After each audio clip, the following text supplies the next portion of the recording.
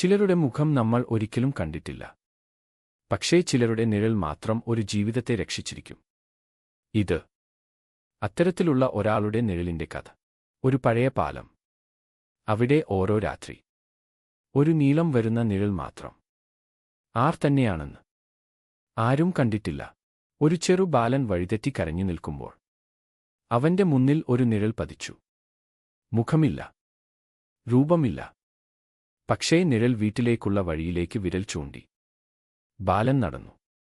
ഒടുവിൽ സുരക്ഷിതമായി വീട്ടിലെത്തി. ആ നിഴൽ ഒരിക്കൽ ഇവിടെ ജീവിച്ചിരുന്ന ഒരു സ്ത്രീയുടേതാണ് എന്നാണ് പട്ടണം പറയുന്നത്. രാത്രിയിൽ വഴിക്കെട്ട ആളുകളെ സഹായിക്കുമായിരുന്നു അവൾ.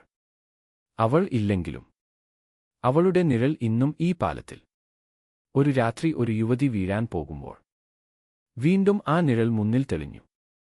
ഒരാൾ ഇല്ലെങ്കിലും അവളെ പിടിച്ചു നിലനിർത്തി.